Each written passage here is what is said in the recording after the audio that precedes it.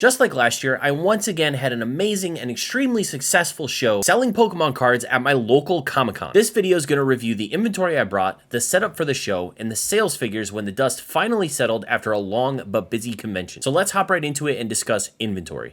Because this was a local show to me, literally like 10 minutes away, I decided to bring everything. For graded inventory, I brought 2 full cases of PSA graded cards. In addition to those, I had a bunch of CGC, Gem Mint, and Pristine 10s to bring as well. On top of all those slabs, I also chose to bring some of the vintage sealed packs that I had. And last but not least, I had to bring my heaviest hitting grails, my base set Charizard, my first edition Neo Genesis Lugia, all of my Poncho Pikachus, and all of my hit cards from the Pokecune set, all in PSA 10. Equally as important, if not even more important, are the binders. Last show I only had space for 2 binders, but this show I upgraded to 2 tables, so I brought 4 binders. Here's what those binders had in them. The first binder I'm bringing is a binder full of Pokemon 151 holos. I was on Buyee one day and I saw 1,000 holos for $70, 7 cents a piece. If you recall in last year's video, one of the most successful things about my booth was the $1 singles that I had available.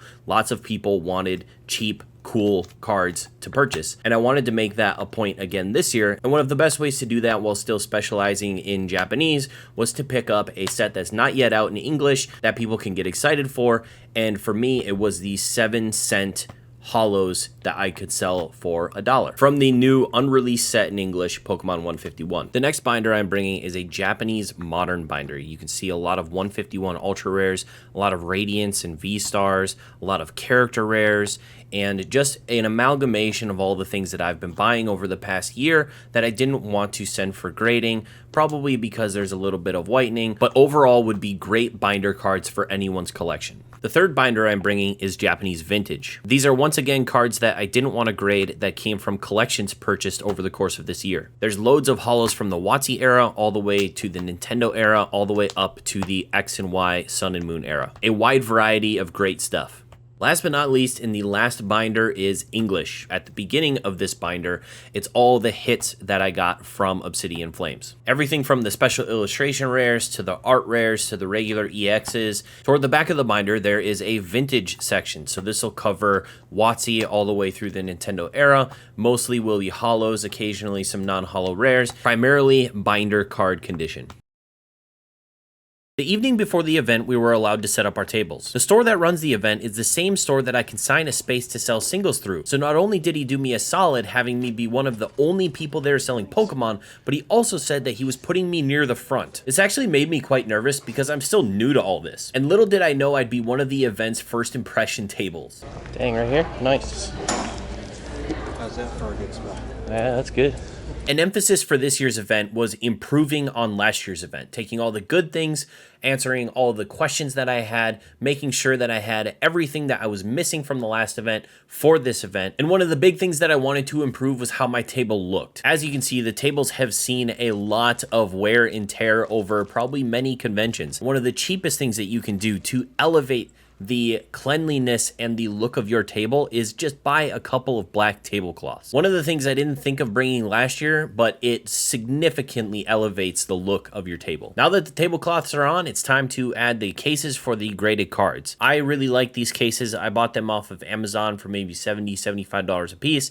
They're lockable. It's just nice to not have to rent your case at every convention that you do. Now, if you're flying to all the conventions that you're vending at, obviously a bit more of a pain in the ass. You can't really travel with these big cases, but if you do a lot of local conventions around you, it's probably more beneficial just to own your cases for all those different events than to have to rent for each and every one. They're also just great for displaying your cards around the house. The next tip I have, if you're not a regular at this, if just like me, you haven't done this very much, get a second opinion of your booth from the other vendors around you, or ask someone that you're with to take a look at the booth and kind of mimic a customer vendor experience. Are there any parts of your table that as a vendor, you're not going to be able to service because either something is in the way or you've placed something awkwardly and you're not able to sell effectively or get to that item for that customer? For this event, I had an example of that, and luckily my mom stepped in to tell me how wrong I was. I mean, I would be even more tempted to go square up here behind this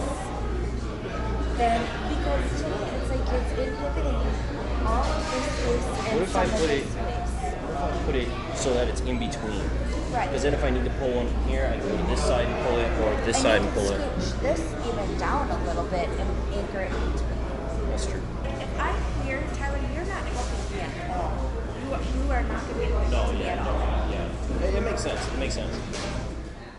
The last piece of the setup was to add a little creative idea I had to add a little bit of a height element to my table. I had a couple empty Charizard UPCs. I decided to place those underneath the tablecloth to add almost a little bit of a shelf to put my packs on that I was selling. And there you have it. We're all set up. Let's do a little tour of the table.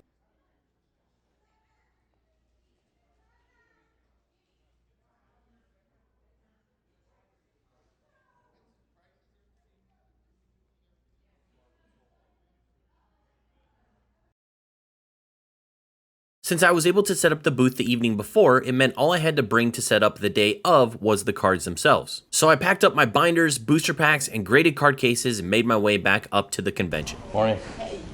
First things first, just to play it extra safe, I put all of my expensive stuff into the lockable case right away. I knew I'd be going back and forth to the car and wanted to make sure that nothing expensive was going to walk away. Next thing I did was set up some of the easier things like the booster boxes of packs before taking on the behemoth, which was going to be figuring out which graded cards I wanted to put in the case. So began the painstaking process of figuring out which cards I wanted to display in the case versus which cards would stay in the boxes behind the booth. In the end, I decided to put the emphasis on the popularity of the Pokemon species. I also wanted to display a mixture of CGC and PSA, and also a mixture of modern and vintage cards. And now that that's done, let's take a look at the completed booth.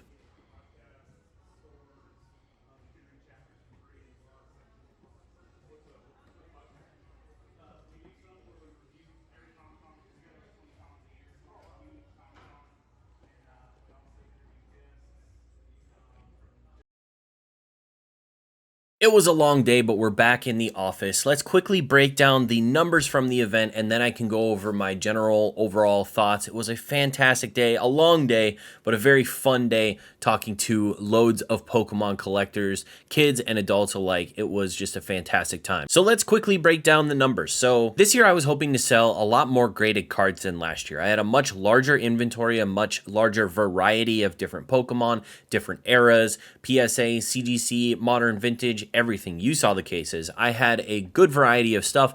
I was hoping to sell some more graded cards than I did last year, and I did, but not quite to the degree as I thought I was going to. So let's break down the graded card sales before moving into the sales from the singles and packs. Overall, I sold 11 graded cards, which was up from last year. I think last year I probably sold maybe 7 or 8 graded cards. So overall, I mean, we did better. We sold a few more, but not quite as many as I was hoping for. The prices for those graded cards ranged between $25 and $75. So lower cost PSA 10s. There were 9 PSA cards and 2 CGC cards.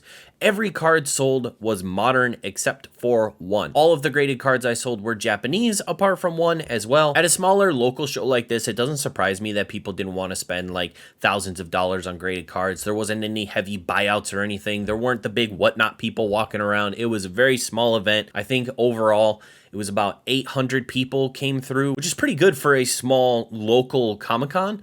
But at the end of the day, like, people wanted those cheap PSA 10s, whether they were Japanese, modern, English, anything like that. Cheap PSA 10s. I had a kid that literally came up and said, "What is your cheapest PSA 10?" And he bought it off of me. It was a Quaxley art rare. So everyone was really excited to see all the grading stuff. Everyone was pointing at the Poncho Pikachus. I've never seen those before. Oh my God, that one's worth $6,500. Like, stuff like that. It was very cool to see people's reactions to all the graded cards. So let's talk about singles. So singles and packs consisted of $1,510, $1,510 of the total sales from the day. So about 3 times as many sales, 3 times as much sales, I guess, as the graded cards, which I think last year it was probably, graded cards probably still net me more money than the singles, but this year the singles well outsold the graded, even though we sold more graded cards. Some people were willing to spend more on graded last year than this year, and I had a lot of those Obsidian Flame singles. The set had just come out and people were definitely looking to fill out their binders and finish their Obsidian Flames chases,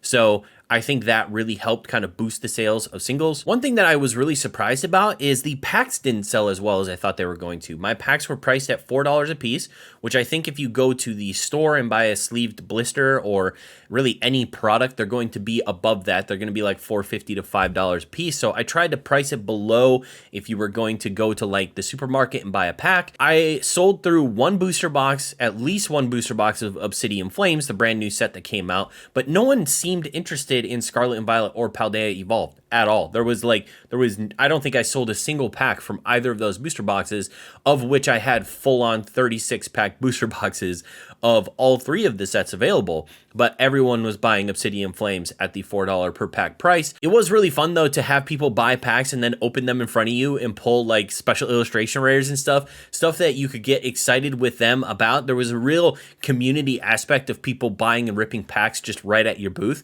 That was really fun, something I didn't experience last year because I didn't sell packs at all, but to have that available and to have everyone kind of crowding around the person opening their packs and getting excited when they got a hit, that was a really fun experience to have. And I would definitely have packs going forward at these events because it just creates a really fun community atmosphere. So the total sales from the event overall were $2,025, which was great. I think last year our sales were around 1,000, so we doubled our sales, even though there was about only half as many people that actually showed up to the event. We sold twice as much stuff. So with the total sales amount of $2,025, subtract the $165 table fee, I came away making $1,860 from the event. So I know I've already mentioned it, but last year it was the first of these events after the pandemic. So I think a lot more people were willing to get out and check out a local event because they hadn't been able to for the last few years. So there was a lot more people last year that showed up. I think Brandon said there was like 1,500 people that walked through the event last year, whereas there was 800-ish, between 800 and 900 people that came to the event this year. But after talking to Brandon, it seems like a lot of people made a lot more money from the event this year. The vendors did really well with sales, even though there was a lot less people walking through the event. And honestly, I know it sounds a little crazy because you would think that the more people, the more chances you have of making more money. But at the end of the day, if the 800 people show up and there's a lot more room for them, it's a more comfortable environment where they can just browse at their own discretion, at their own pace, they might be willing to spend more money than if they're being pushed around by twice as many people fighting for binders and trying to get in to look at graded cards. Instead, if it's a much more relaxed environment and people know what they're getting themselves into and they're showing up to spend money, it doesn't surprise me that I made twice as much money as I did last year, even though there was less people at the event. One awesome thing about doing this event 2 years in a row is there were a lot of returning customers. There were a lot of people that I hadn't seen for the entire year, but when they showed up, it was like, oh, you bought from me last year. And there was also a lot of customers that frequent my booth up at the comic shop that I hadn't met yet. So when they came in, they were like, oh, we go to your booth once a week to buy some cards and blah, blah, blah. And I haven't met them before. So it was really nice because they got to put a face to the booth up at the store, and I got to put a face to the customers that are buying from me up at the store. I sold a lot more English singles than I did Japanese singles, although there again didn't really seem to be much of a preference between the two. I think a lot of people wanted to buy their Obsidian Flames hits. I sold through most of my Obsidian Flame singles. So I think a lot of people saw all the Obsidian Flame singles and were like, I need that for my binder. I need that to complete my set. I need that to complete my deck, stuff like that. So they purchased a lot from the Obsidian Flames stuff. But the people that did browse the Japanese binders did buy Japanese cards. And a lot of my graded cards, most if not all of my graded cards, are Japanese. So all of the graded cards that sold were Japanese versions of the cards that are available. A little bit of anecdotal information from the event. I like to keep track of what's being requested of me. What Pokemon are people requesting the most? Because I think it gives you a little insight into what's popular right now. What do people want? What are people collecting? What are the Pokemon that maybe in 10, 20 years are going to be the ones that are still at the top of the list of popularity or move up the list of popularity? A lot of people were requesting Pokemon that we know are popular.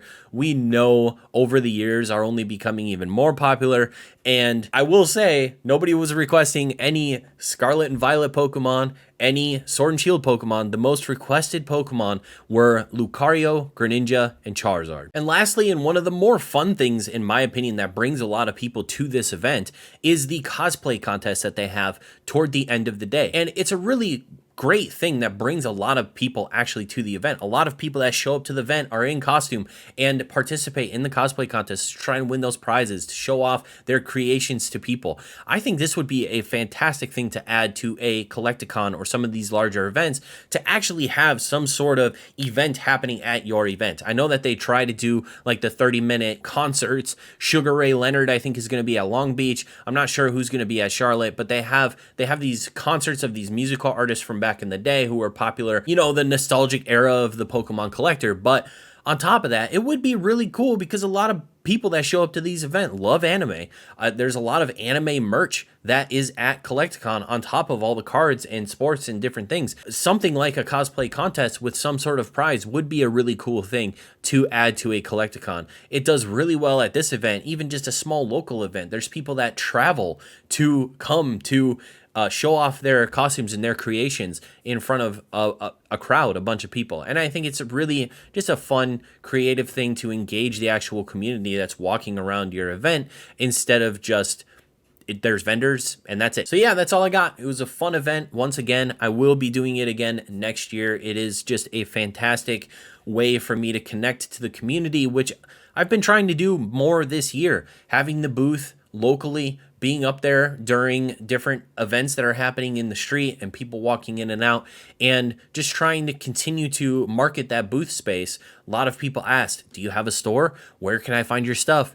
And it's like, I'm right here, man. I'm right in the comic book shop. You just got to go check it out. I highly recommend you guys take a look if you're interested in vending. Start off at one of these smaller shows. There's a lot less people. There's a lot less pressure. Just enjoy yourself. Get yourself out there. And I hope this video was helpful in some way. If it was, make sure to hit the like button, comment down below your vending experience, or if you have any questions, hopefully I'm able to help you out. If you want to compare this year's experience to last year's experience, you can take a look at the video I made of last year's experience at this local Comic-Con right here.